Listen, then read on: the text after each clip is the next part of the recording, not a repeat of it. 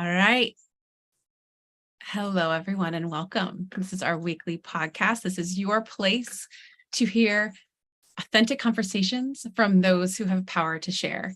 My name is Amy Vaughan, and I am the owner and Chief Empowerment Officer of Together Digital, a network of women, a diverse and collaborative community, not just network. We're more than a network and networking. We are a community of women who work in digital and choose to share their knowledge, power, and connections. You can learn more about us or join the movement at www.togetherindigital.com. Today, we are going to learn how to pause, reflect, and design your path with intention for a fulfilling career in life. Sounds good, doesn't it? We're going to do this along with our guest, Margaret who spent 10 years in sales leadership. And during that time, she learned what fueled her success. And it wasn't the latest or the greatest sales tactic. It wasn't because of her hard work or her team's hard work. It was the result of caring about and investing in people. She learned that her true passion in life was helping people see their unique superpowers and how to leverage those to unlock their full potential in their careers and their lives. Margaret works with individuals and organizations to recognize what makes you great and how to leverage that focus by tackling the root cause, keeping you stuck. Yeah, hands up for our live listeners. How many of us have felt stuck? It's not a good feeling, right? You might be in that muck right now. So I encourage you to also check out Margaret's Rising Tides podcast, which I had the honor and privilege of being a guest on recently. It is a destination for career-driven women to share their incredible journey, to find inspiration, find courage, and trust their voices through sharing stories, wisdom, and advice that we can collectively rise. So Rising Tide, be sure to check it out. Margaret, thanks for being here. It's so good to have you in my house now that I've been over to your house. I know. This is so wonderful. I'm so excited. My cheeks already hurt and we are just getting started. That's how you know it's going to be good. I'm right. Yes. I love it.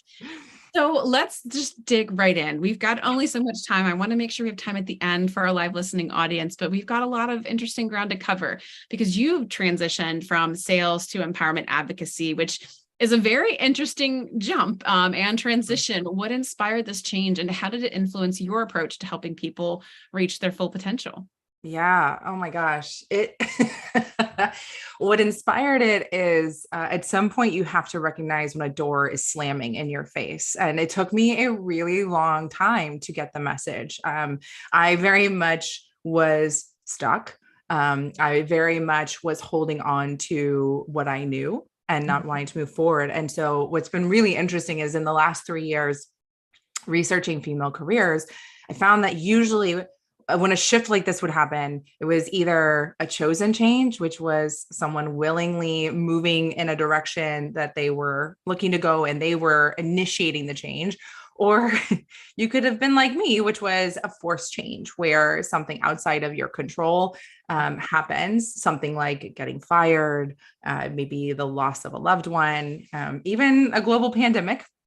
But that kind of fundamentally changes your environment. And so for me, something that I have talked a lot about is I was fired 3 times. Wow. And the first 2 times were one was within a week. The other one was within a couple months of having my babies. And that absolutely is relevant in what led to the termination. And so I started realizing then that there were several signs that this wasn't my path, besides the fact that I'd kind of lost interest in it. Right. And then I was in an environment that was very clearly not friendly to someone like me. The other thing that was interesting is that in general, tech sales leaders, the average tenure for a VP of sales in the last 5 years has been 17 months.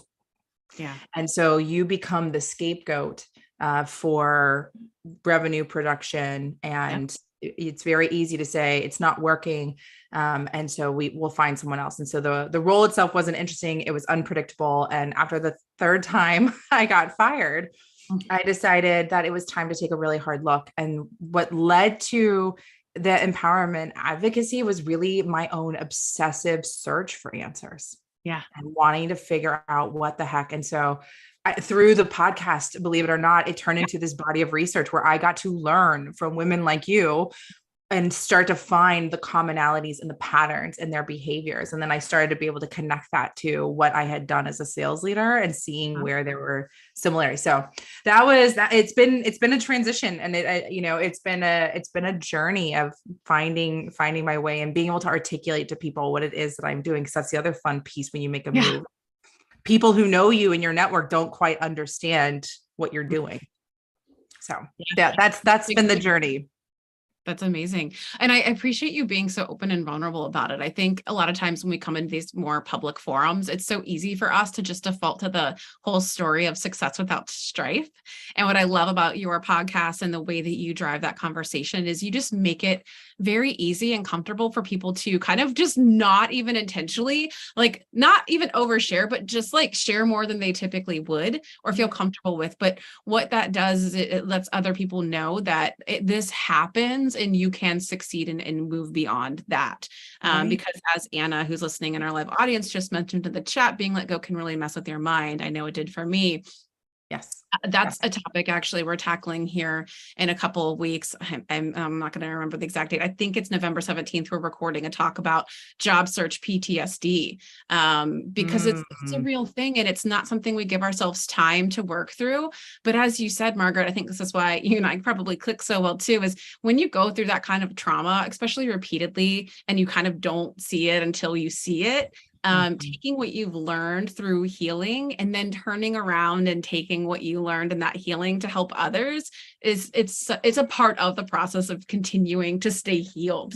Yes. I love that you've done that. You've kind of gone from a very competitive, one for, every person looking out for themselves to this more, not just altruistic, but empowering for all. So I definitely love like your mission and the direction you've taken things. And to me, makes all the sense in the world, but I do understand how others might be. Well, I appreciate that. And real quick on the firing piece, I think what was one of the biggest learnings was separating myself from what had occurred, right? Because it's like, this is and we'll get into this, right? This is like one of the strategies of this whole idea of like grounding ourselves in facts. And so, it wasn't, it was personal, right? Because I was still being fired. There was a misalignment. And so this wasn't about, was I good? Did I have value? My value was not appreciated.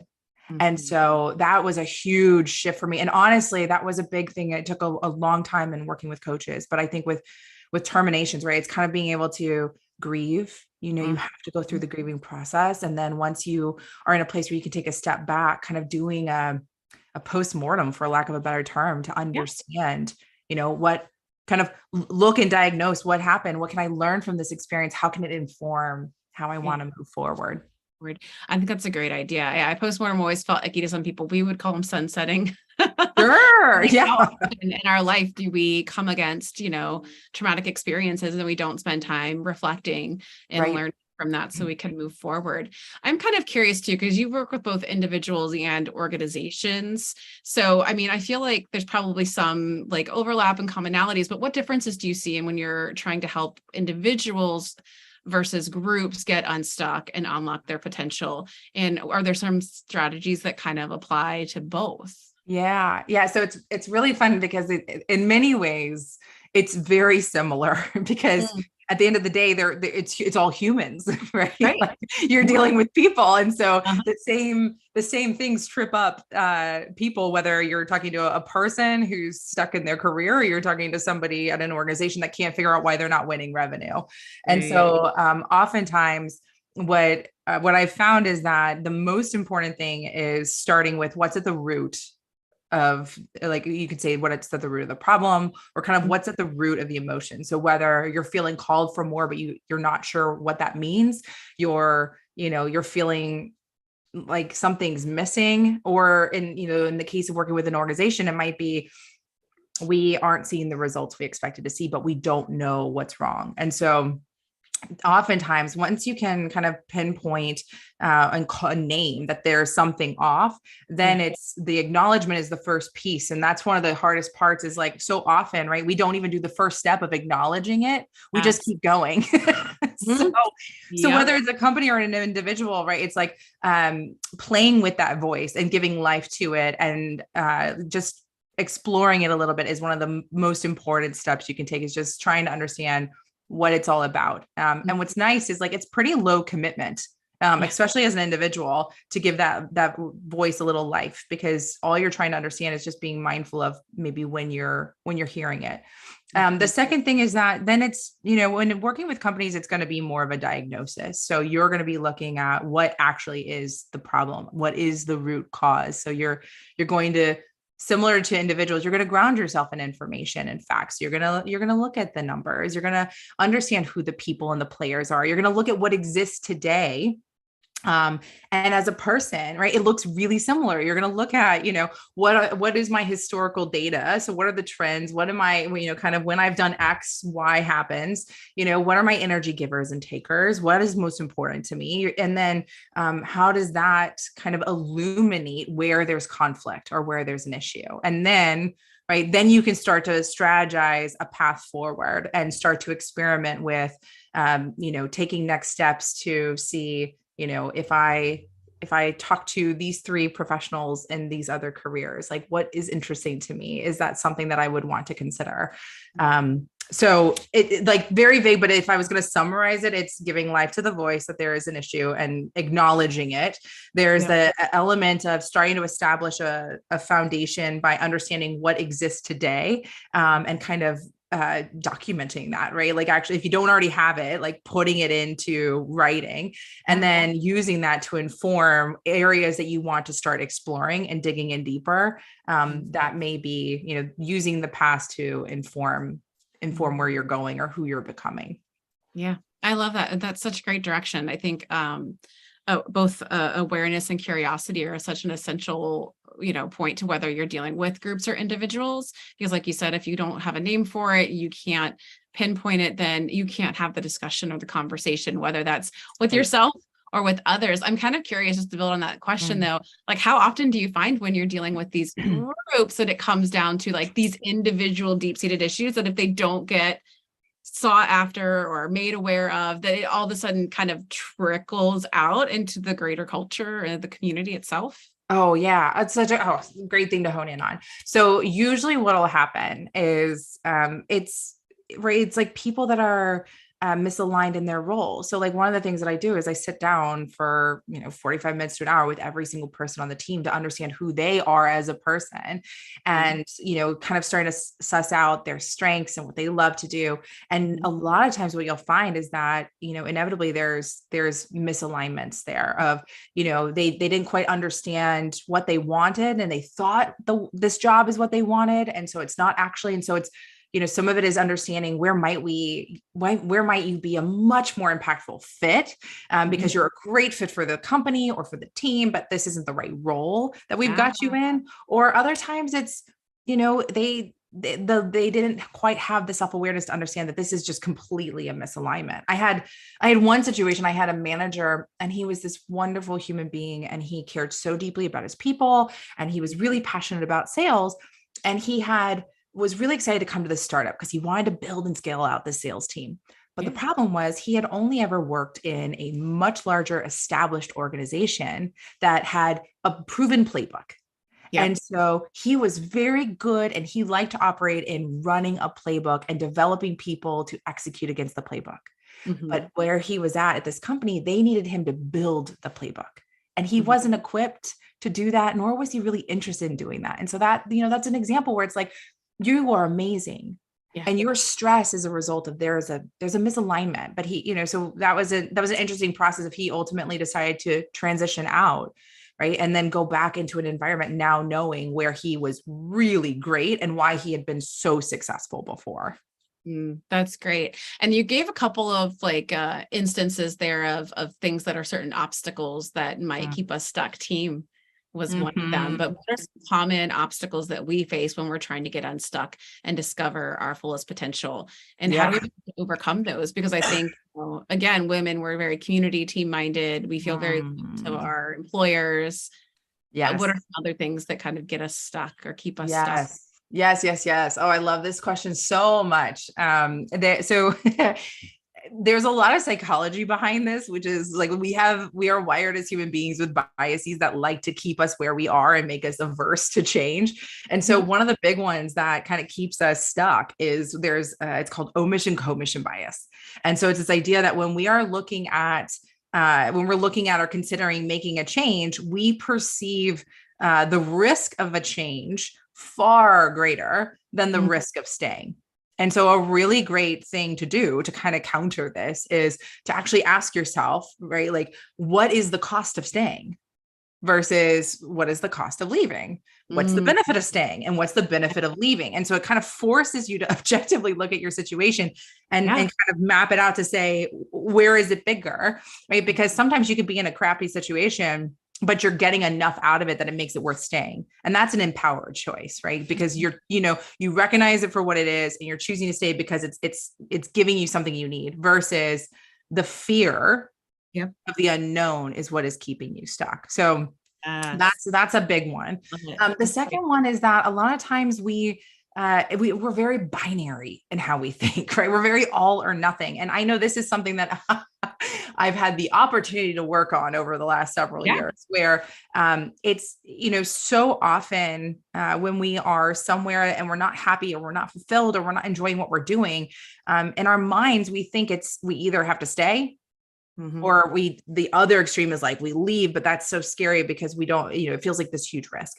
And so one thing that I saw that women do very, very well because they're calculated risk takers is that they would get started exploring and dabbling, right? Like I think on our podcast, when you were sharing, like you started going to these conferences and building these relationships and, so it's different ways. You can read a book, you can listen to a podcast, you could grab some coffee dates, you could attend an event, different ways to start exploring while you're in your current situation, to gather information so that making a transition doesn't seem so quite as intimidating. And at the end of the day, it's still going to be a risk. But then, the beauty is hopefully, most of the women I work with are usually 10 to 20 years into their career. There's data that shows that there's always a move you can make. Right? Like most people, if you go back and you look at historically, when your back has been against the wall or when a change has happened, you have been able to successfully make a move. And so it's kind of reminding yourself too, that like, you don't have all the answers. That's okay. Because you are somebody who you make the best decision with the information you have. And at the end of the day, you can make a move because you've shown that you can do that in the past. So those are a couple of big things. I think the last thing, sorry, this is a long one, but this is like such a juicy topic. Especially for women is, so perfectionism is a really interesting thing. And I was just listening to Adam Grant. He's got a new book, Hidden Potential. And he was talking about one of his chapters. Perfectionism has been on the rise in the US, UK, and in Canada. And they're not entirely sure why it is, but it has happened long before social media. And so that's not it. But there's a kind of a belief that there's a perception of scarcity. And I think especially as women, right? Like there is a gender bias for women where we are evaluated differently than men. Men are evaluated on potential and women are evaluated on performance. And so it is logical that we strive for perfection. But the downside of that is we don't experiment. We don't explore. Right. So, and then we can find ourselves stuck in a safe zone because we want to know that we can do something. And so, anytime you make a change, there's always going to be an element of risk. I love it. Yeah. No risk, no reward. There's a reason why it's a cliche. And the other thing I thought of while you're speaking of, for those of you who feel stuck, not making a choice is a choice.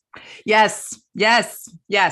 Like how many of you just sit there and say, I'm stuck, I don't like this, but you won't take the time because you don't have the time to sit down and think through these things or work on these things or explore these things either with a coach or a mentor or just yourself. And honestly, it doesn't take much. It's a choice. It is a choice. You have 10 minutes in your day where you can take some time to either journal, reflect, or just even throughout your day, little nuanced times of becoming more aware of what makes you thrive and what makes you depleted.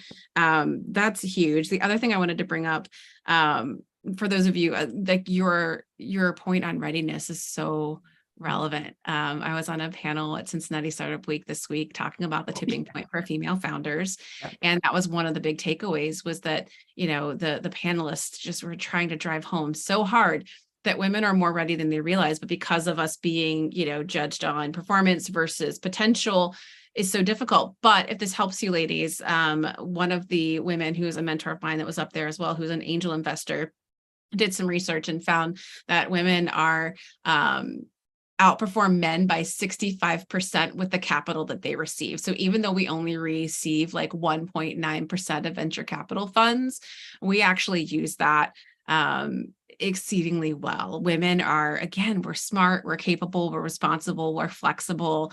You need to believe that you are ready even before you are ready, because the fact of the matter is you are. But that's some great advice, Margaret. Yeah. Thank you. Well, Like you said, that was a juicy one. yeah. Well, and especially because we've got, like, I would imagine, either people who are entrepreneurs or entrepreneurial in spirit or thinking about it. The average age of a founder is 43. Yeah. So, That's, like, I I think there's this illusion of like the window has passed. Mm-hmm. And in reality, like, there is such value, like, starting later is extremely valuable. And yes, I love that data point on women, because it's true. And the having experience before going into founding a company, it, like, statistically there, you have a higher chance of success than somebody who, is a wonderkind and doesn't have any work experience and doesn't have any industry experience in the area that you're starting your business. Yeah, absolutely. Absolutely. So yeah, whether it's starting a business or a career pivot, you are more ready. You have more collective experience than you're probably giving yourself. Yes. And transferable skills. Yes, exactly. Yes. Exactly. All right. Now, in kind of our summary for today's event, we referenced the QXR framework. So I'm excited to get into this, because love frameworks, love anything that's tangible that we can take away and start to put into practice. Can you tell us more about it and how it empowers us to unleash our potential and our careers, and of course our personal lives? Because newsflash, we're all whole people. So. Yes, another juicy topic I love talking about. And this kind of gets back to your earlier question about like resources or tools that both companies and individuals can use. What I love about this is something that is largely built off of a business practice that I had, which is the quarterly business review or a monthly business review, whatever the cadence is that you want to set. And the idea is that you can take the same framework and apply it to your role and your team. So, but the QXR, so a couple of things. It's very intentionally, the X is considered to be the X factor, because our lives and our careers have seasons and chapters. And so what is important to us and what dimension of our life is most important is going to change over the course of time. And so the X is very intentionally a reminder and a signal that your career is not always going to be number one. And it may not even be number two. And so this is really centered around the priority dimensions that you are focused on. And also leaving room to include what's going on in your life. And it's really funny because whenever I do a QXR one-on-one for the very first time, almost every time, my number one feedback is it's all work. There's nothing there, right? Like I have to tell them to go back and enrich it with other aspects of their life. And so it's just a reminder to all of us of like, we're ambitious and we're driven. And so we kind of default to our career oftentimes when we're doing something that explicitly says include all dimensions. So that's first and foremost, is like, it proves to be a very powerful reminder that you are more than your job. Yes. And then there's a lot of benefit. And so what's really interesting, especially for women, is there's the confidence gap between men and women. And, what they've found is that men are typically overconfident at 25, and it takes until about the mid 40s for men and women's confidence to intersect. And that actually women, they increase significantly between 25 and 40. And largely it's due to accumulating experience. Yep. And so what the QXR is important for is that capturing what you've done, describing how you were able to do the kind of the headline, and then claiming what you did. That exercise, my hope, my theory is that we could potentially accelerate and close the confidence gap a little bit more and capturing it. Because so often this is another interesting pattern I've seen on the podcast, is the amount of times women refer to success as they were lucky. And then when I push them harder, right? Like they give a lot more detail as to either preparation that they did or positions they put them in to be ready for the opportunity. And so it's just little things like that of making sure that we are taking full credit for what you've done, Yes. and capturing it. Because the other thing that's really important is oftentimes when I'll sit down with somebody, they can feel like their quarter or even their year was very flat. Right. And again, I think this kind of comes back to ambition and success are tied heavily to our careers when we're really driven. And so because it's a QXR, what we can do is we're looking at your life as a whole. And so it allows for us to see that while maybe career was flat, oftentimes, right, there is growth happening in significant areas. Maybe it's a relationship that you've been developing. Maybe it's your fitness that you want to work on. It could be, maybe you're going back to school, right? And so you're exploring it and building for a new career, but you're not actually doing anything in your current role. So it's things like that where it makes sure that we ground ourselves in facts, we claim what we've done, and we can see our growth, right? Because it's so easy for us to, because we're so close to it, it doesn't feel significant until we're able to see kind of the compound of it over the course of 3 months, 6 months, 12 months.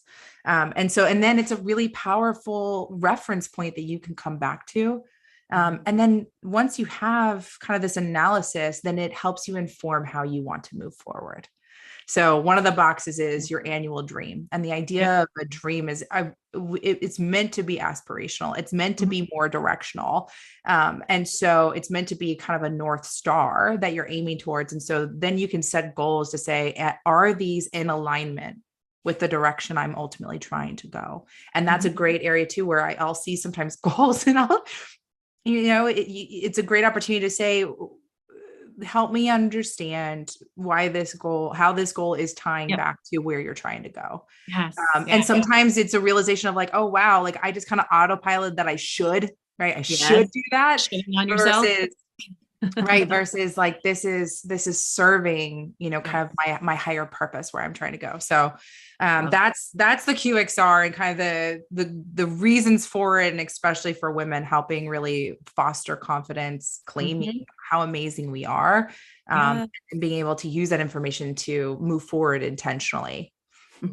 That's great. And it's such a good reminder for this time of year as well. I love to do like an end of year audit. We do this for clients, we do this for projects and people at work with like, annual reviews, but how often do we slow down and sit down and celebrate? Some other things I've heard members share within our Together Digital community, things like a kudos folder where anytime they get any kind of accolades from clients or coworkers or even family and friends, whatever, they put it into a folder so they can come back to it to be reminded. I think, again, we are in such a kind of work, hustle culture that we move from one success and project to the next without stopping to celebrate what we've actually achieved. And then when people ask you, you almost forget. It's like we have this weird amnesia about how we actually pulled off some pretty amazing things within the year. Right.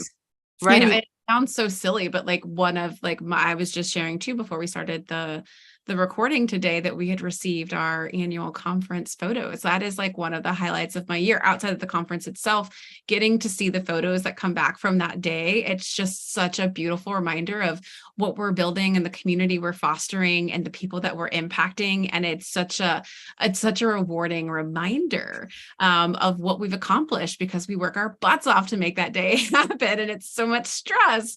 It was really great to just take that moment and sit and enjoy it. So, again, take those times as often as you can. And then if not, at least make it an annual practice to reflect and understand. Yeah. And and you can do this. You don't need to use the template. Like I would highly encourage you to have, like, I saw Anna in here. She's got her Asana board that she uses, which I love. You can have a Google Doc, but I really encourage you, if you're going to do like a sit down reflection once a year throughout the year, as you get those comments, as you have highlights, as you have aha moments and learnings, have 2 documents, one that is highlights. So drop it in there and just, you have it waiting for you, and learnings. That's the second document. That way, at the end of the year, you don't have to try to remember everything. It's sitting there waiting for you to now go through Yeah. and remind yourself. So I would definitely encourage that if you're planning on doing it once a year. Yeah. And find a way that works for you, whether it's Yeah. like you said, an email folder. I love the idea of the Asana file. If you're in there all the time anyways, especially in places that you are in often, it's good to keep it there, even if it's a physical reminder or a journal, put it someplace visible so you don't forget about it. It's easy to get caught up in Yep. the tidal wave of life. All right, let's talk about this idea of multidimensional selves. I want to talk about that concept and how we can practically tap into our unique superpowers and use them as a catalyst for success. And then, hopefully that comes along with maybe helping and supporting others as well.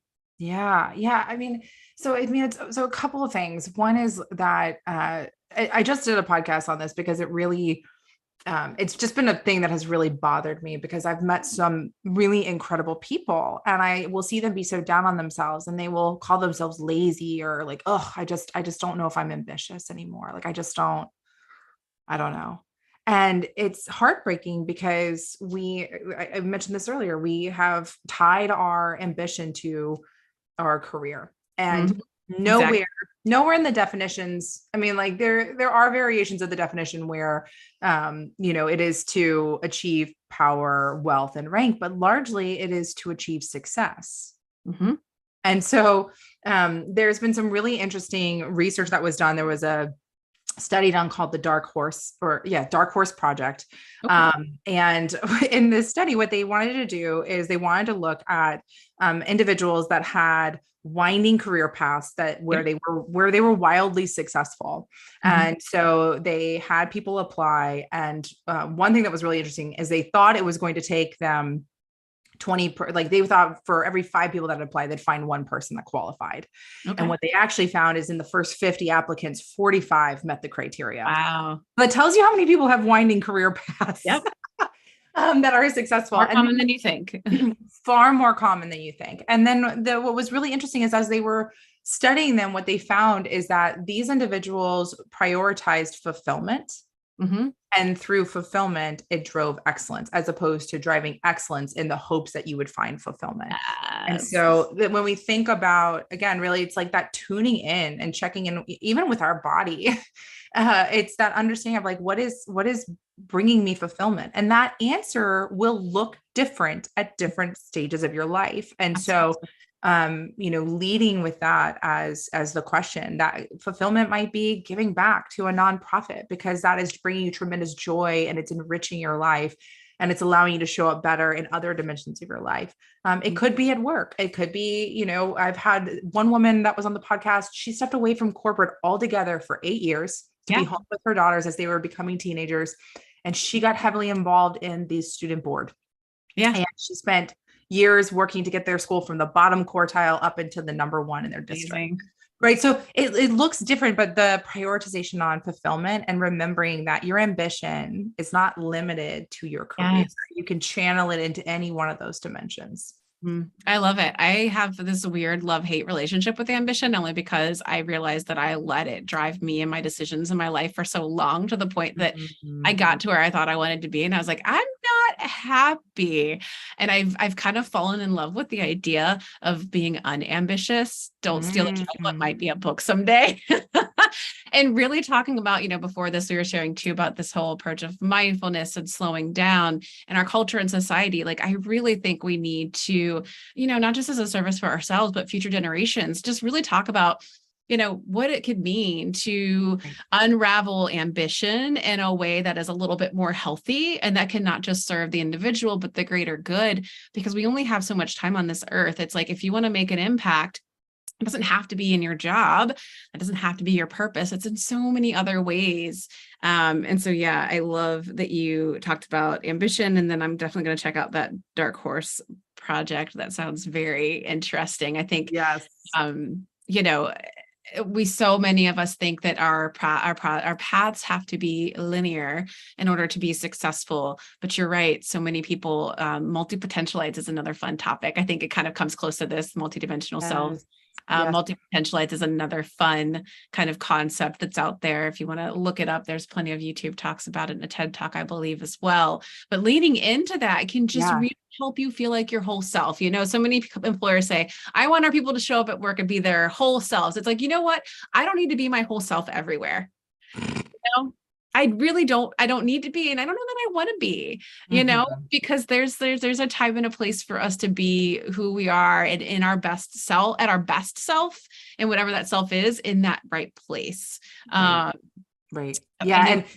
And how we're defining success is changing, which is why the definition of ambition needs to kind of evolve with it, because success used to be, when we were looking at our careers, right, it was like 3 stages. We had get the education, you have this long successful career, and then you have the golden years of retirement. It's like that just doesn't hold true anymore. More people are, you know, taking pauses in their careers, and they're seeking fulfillment and you know, enjoying. And also just because of the nature of work, right, we're seeing more and more people where to have a longevity in your career, it's going to change. You're going to evolve what you're doing, because, you know, even just the rate of which technology is evolving is dramatically changing, you know, changing positions. So feel that in digital completely. Oh yeah.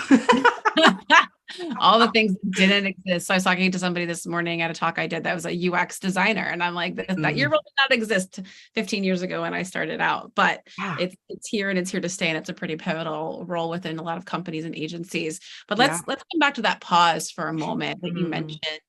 You shared one example of the executive who kind of left corporate and, you know, to be with her kids. Are there any other examples that you have of people who have applied the power of the pause and saw transformation in their life or career? Because the pausing sounds scary to a lot of folks. Oh yeah. Well, because who wants to be alone with your thoughts? God forbid. You know, it's been on that. Right. Like I was just telling someone this of like, I think one of the benefits of working for someone is that you can easily wrap yourself up in that world, or you can wrap yourself up in other people's lives, so you can distract yourself from what you're feeling inside. And when you are self-employed, when you're, you know, you can't hide, there's nowhere to run. And so it's been, you know, I think the pauses, there's several ways to do this. And this is going to be at the end of my book, where there's like different ways. I call it maintenance mode, is this idea of kind of starting to instill the habit of taking little micro pauses, because the first couple times you're going to do it, like it can be really scary. And the reality is sometimes that voice in your head that you're supposed to be listening to, it is really inconvenient, because what it's trying to tell you is very disruptive and very irate. Like, so we don't really want to listen to it. We don't really want to give it life. And so, you know, I think it is gradual, but the pauses could look like the QXR is a great example of taking a pause, right? That is structured time. Maybe it's an hour or two, once a month, once a quarter, where you're sitting down and giving your time space to just take inventory of what has happened and think about how you want to move forward. It is, you know, probably twice a year, even putting something on your calendar where you're just checking in to say, how are things going at work? How am I doing? Am I, you know, right? Again, what are the benefits of staying in, you know, the way things are, you know, what are the costs of staying? So, you know, having time like that, like just to ask yourself a couple of small questions. A much bigger pause, and I'm a big fan of this, are career breaks or sabbaticals. And these are things that, you know, again, more and more are becoming prevalent. There's a financial advising group that is like their number one focus is helping individuals take these extended periods and kind of financially planning for that. And so, but it's this idea of allowing yourself space. And so I think why career breaks are so scary is kind of going back to that whole thing. Our identities and our careers get enmeshed. And so when we think about taking a break, it feels untethering, because we don't, like, it feels like an identity crisis. And normally the first thing that trips people up is inevitably within days of taking your break, somebody asks you what you do. And God, I don't have an answer. Who am I? Sheer panic sets in. And so This has been, I think there's a lot of value and benefit to taking breaks if you're able to, especially I found personally, I've been very fortunate that when I was fired, I was given severance. Yeah. And so it allowed me room to not have to immediately go back. And I Right. think even, especially if you've been in a really toxic environment, you're severely burned out. So much of that is not running away from something, but just giving yourself time to breathe so you can run to something. Yep. And so anyway, so that's another thing that I wonder if we assume, maybe every 7 years we want to take a break in our career, so just have space to breathe. Yeah. And we financially started to plan for that. Like, what could that look like for us if it was just something that we assumed was part of our career path? And I feel like too, anytime somebody tells me that they're like on something of a sabbatical, or as Doro mentioned in the chat, I'm fun employed, I get kind of envious. Like, honestly, I would be just maybe even more envious than that, than if they were like, I am the blah, blah, blah, insert impressive title here. And I also would want to acknowledge too, though, for those, I talk to a lot of job seekers. So I hear it. When gap is historically speaking, career gap has been in a bad term, especially for women, because it usually means, we've just paused for a moment to take what's called this lovely vacation, which is giving life, having a child, and being responsible for a living, breathing human being. Literally got asked after maternity leave, did I enjoy my vacation? I'm like, I haven't slept for 5 hours in 12 weeks. You tell me. Right. Well, and that's so much of the story that you tell around it too, right? It's like, I think so much of our careers are about understanding, especially as women, right? Understanding what we face in a work environment, so we can develop strategies around it. And that's one of those things, right? Where if there is a gap in your resume, it's not something to be ashamed of, because what's really powerful is if you're saying, I took that time to be really intentional about what I wanted. I took inventory of what I was really good at and what skills I had. And I picked you, Exactly. employer, because I see us being in great alignment. How much more powerful is that?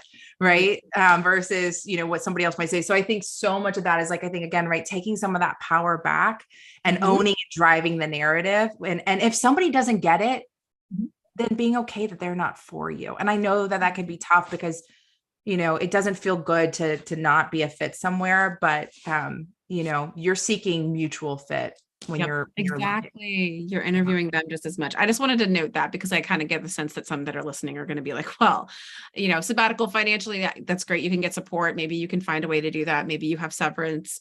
But that gap from like a resume standpoint, I think that's becoming a thing of the past personally, from what I've seen and heard. So for those of you who are concerned, I just wanted to bring it up. Yeah. A strategy I like to employ too is a quarterly me treat. At the beginning of the year, I plan a quarterly day where I will shirk my work and adulting duties as best as I can, and just spend some time reflecting and thinking through what I want, what I need, because that space and that noise of the needs of everyone else as a caretaker, as a manager, it's so constant. It's how you really have to be deliberate about turning that noise off. And then one other thing you mentioned made me remember, the fact that I would work to numb was like a really big problem of mine. So those of you who are kind of just thinking, if you just put your head down and work harder, it'll get easier. No, those problems are not going away. And that's when a forced change comes. Yes, exactly. And then you're like, well, shit, I didn't even want to be here. Now I'm fired. Now I got to figure it all out. No, totally. The other thing was like that you mentioned that I really resonated with, and maybe some of you will hearing this too, which is why I wanted to share it, is being alone with your thoughts. As someone who is a community leader, a manager, a mom, I realized, especially when I was still working in agencies, I spent zero time alone. Zero time in my day. The only time I was maybe alone was in my car. And what did I do? I turned on the radio. I called my sister and vent. I did not know how to be alone with my own thoughts. So I'm just going to warn you all, if you decide to take this quarterly me treat or do QXR or any other strategy to spend some time with yourself, for some of you, it's going to be painful, because you're so used to drowning out your own voice, wants, and needs with every other bit of noise you can, that when that silence opens up, it's a little anxiety inducing. I'm not going to lie, but it gets easier the more you do it. Yes, it's a new muscle. It's a new It is. muscle. It is Yeah. absolutely a new muscle. Well, I've got a couple more questions for you, and then we will open it up for questions from the audience if they have any. They've been super engaged during this whole time Yay. chatting. I don't know if you've seen, so that's great. Hopefully, we're striking some good notes and giving them some good insights to take away and use. Let's talk about decision making because I'm chronic analysis paralysis type of gal. How can we learn to base decisions on facts rather than just feelings when making decisions? Because sometimes, we're feeling people. That's hard to do. Yeah. Oh my gosh. This is okay. So, when I can be really direct with somebody, and I used to do this a lot as a sales leader because, sales is, it was a great preparer for this because you think about the role of sales. Like if you get a yes, somewhere between 20 to 30% of the time, you are crushing it in your job, which means you are getting rejected 70 to 80% of the time. And so what would oftentimes happen is a rep would have a deal that they really cared about and they would lose it. And, they would they would come in, and when we would be kind of doing an analysis of what had happened, inevitably it would be, well, it was too expensive. And it's like, okay, well, do you think, or do you know? And inevitably they would think.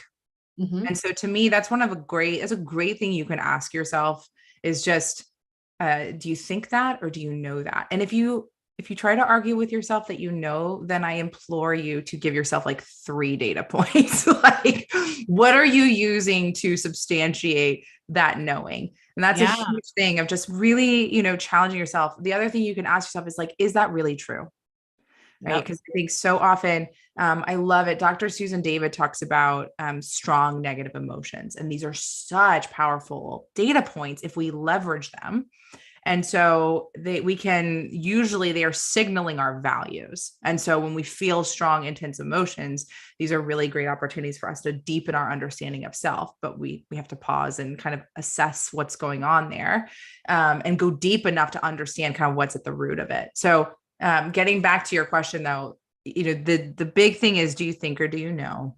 And Mhm. is that really true? That's like the biggest thing. And then, again, right, analysis paralysis, this is that one where, as much as you can kind of getting comfortable with the fact that like your goal is the best next step, right?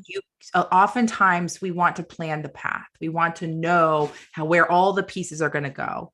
And that's just not realistic. And that's been one of the things that I've learned from the women in the research and the podcast has been, you have to get started in Mhm. order to gather Yep. information that will help inform moving forward. And keeping our careers, and our relationships they're open source, which means that there are multiple pathways to a destination, and there are multiple in destinations where we can find happiness and fulfillment. And so I think so much of that is really internalizing that belief that there's more than one way to get where you want to go. I have a coach who she talks about, how is this happening for me? Mhm. Right? So like when Yeah. something is not right, you feel the white knuckles kicking in and things are not going the way you want. How is this working? How is this working for me? And so I think those are some different ways of when we're thinking about analysis paralysis, but also, facts versus feelings. The QXR, if you're doing some form of that, go back and ground yourself in data. What are the actual, what are the facts versus like, I can never, I'm never going to find a job, or That's really good. I can't do this. Like, it's amazing to me how we just need to Mhm. pause. Do Yeah. you think, or do you know? Ground yourself in the facts. I love it. That's great. Yeah. And it's such an important thing because, again, we make such emotional decisions. It's how we are as humans. What are a couple other practical tips or exercises our listeners could use to start building a stronger foundation for achieving Mm. their vision of success? And can you kind of like, we had a question in the chat too about the QXR. So if we could I know that'll be a part of it, but maybe if you could give a little bit more context back to that, that might be helpful too. Yeah, yeah. So the QXR is really great. So I'll start with that one. So what's really fun is like a lot of times what you'll start to find is like there's words that come up again and again and again in the QXR that you don't realize when you're putting it down on paper. But then when you start to go back through it, you start to see certain phrases or information that keep coming up. So I think that's one that can be really helpful. So, I got pulled off on the QXR. Can you ask me the question again? It's fine. It's okay. Some practical tips and exercises that our listeners could use to Yes, start foundation. Foundation. Mm-hmm. Thank you. Okay, so I mentioned values. This is something that's really, really good to have. And a great starting point, like I said, is your negative emotions. When you are triggered by something. And what I would really encourage you to do is, if you're wanting to work on your values, take a couple weeks, and anytime something kind of just sets you off, and experience anger, or you're, right, like something, you're sad, like you have a strong, what we would consider negative emotion, write it down, give yourself a little bit of detail. And at the end of a couple of weeks, come back to it and again, start to look at like, okay, what was going on there? What about that made me so upset? And then, how, like, I would recommend doing like Googling just like a values list and start assigning potential values to those experiences. And then once you've gone through all of them, then starting to look at what are the common values that you assigned? And that'll start giving you a potential list of values that you can then start to try on and start building personal definitions. So values is a really big thing to just know what is really important to you. So that when you're feeling tension, you can recognize that perhaps that's because there's a misalignment with your values. I think you talked about this earlier, which was really great, is like energy givers and takers. Yep. So, when you have a day where you just feel like you're tired, but you feel so alive, just take a moment and take inventory of what happened. Were you interacting with people? Were people asking for your guidance? Were you, sharing something that helped someone? Like, what was happening that day? And same vice versa, right? Where do you just feel so depleted? But taking time to just make note of that so you can start getting insights into what gives you energy and what takes your energy. So those are big things. And then again, I think the last thing, and this ties into the QXR because you can kind of track against it, is just tuning into what dimension is most important. So I have a quick, like, you can do this really simply, is you have your, 6 dimensions, which are, you've got relationships, which is inclusive of family, romantic, and friendships. You've got personal, which is going to be your fitness. There's community. So that's going to be kind of the organizations outside of work that, you're a part of. There's your career, and then there's financial. I think I got all 5 or 6 of them. But anyways, have that list, have your satisfaction with them, right? So, how, like, is it an area where you're spending a lot of time, and there you're not spending a lot of time? And then how important is it to you? And then look for where there's a misalignment. So is there something that's really important to you that is getting none of your time? Is there something that is not important to you, but it's getting a lot of time on it? Oh my gosh. If you all do that inventory, you will be surprised, maybe appalled, but I love that direction. I think because as women, we've been conditioned to sugar and spice and everything nice. We don't express and or show anger, but we absolutely feel it. And I have always said that, like, look for what pisses you off. Those are the things that you care about. Those are your values. Those are the things you need to slow down and give more time and attention to, because there's a reason that it makes you mad.